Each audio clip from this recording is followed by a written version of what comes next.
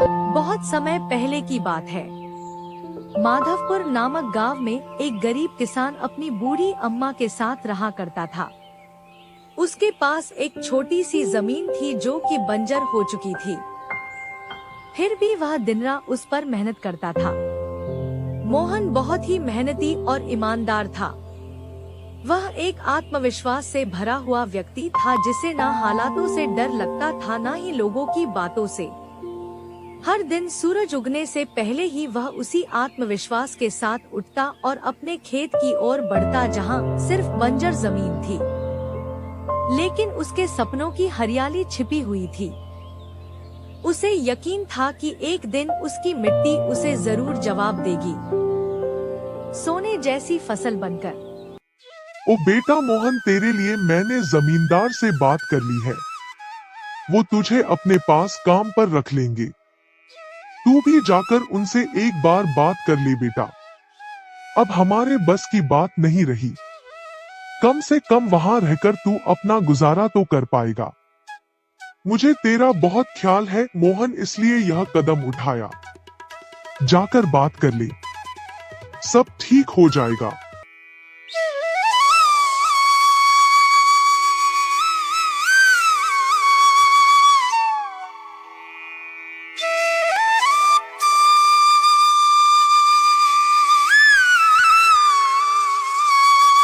अम्मा, तुमने क्यों बात की वहाँ? मैं नहीं जाऊंगा। हमारा खुद का खेत है तो मैं दूसरों के पास क्यों काम करने जाऊं? मैं गरीब सही मगर खुददार हूँ। मैं अपनी मिट्टी में पला हूँ, उसी में पसीना बहाऊंगा।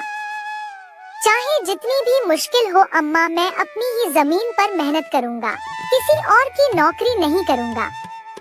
अरे मोहन, उस बंजर जमीन में क्या उगाएगा तू? वो जमीन अब बिल्कुल बेकार हो गई है बेटा।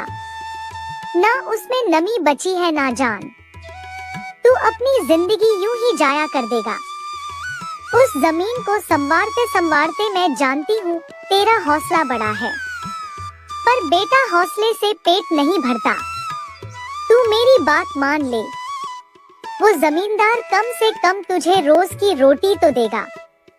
अपनी जिद छोड़ दे बेटा। तू थक जाएगा पर वो जमीन कुछ नहीं देगी तुझे। अरे अम्मा, तुम बेकार में ही इतनी परेशान हो रही हो। देखना, एक दिन मैं उसी जमीन से सोना निकालूंगा। यह जमीन ही हमारी सबसे बड़ी ताकत बनेगी।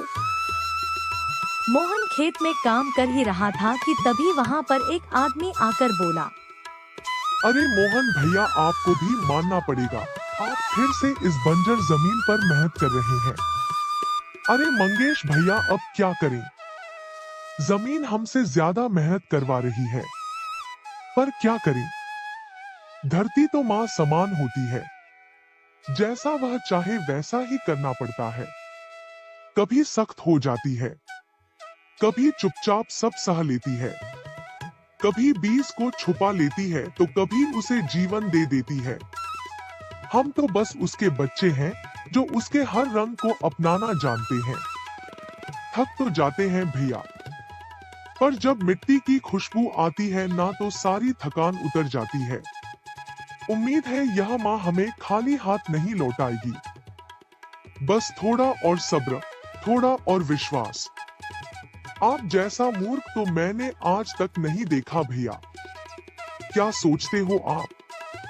दुनिया कहां से कहां पहुंच गई और आप अब भी उसी बंजर जमीन से उम्मीद लगाए बैठे हैं। मोहन के पास उस आदमी की बातों का कोई जवाब नहीं था। वह वहां से अपने घर चला जाता है। जब दोपहर को मोहन थक हार कर घर पहुंचता है तो देखता है कि माँ बुझे हुए चूल्हे के पास चुपचाप बैठी है। क्या हुआ अम्मा? तुम ऐसे क्यों बैठी हो? खाना क्यों नहीं बनाया? क्या बात है? बेटा, चूल्हा जलाने के लिए लकड़ियाँ नहीं है, इसीलिए चूल्हा कैसे जलेगा? बस इतनी सी बात है अम्मा। मैं अभी जाकर ले आता हूँ लकड़ियाँ। मोहन लकड़ियाँ लाने जंगल चला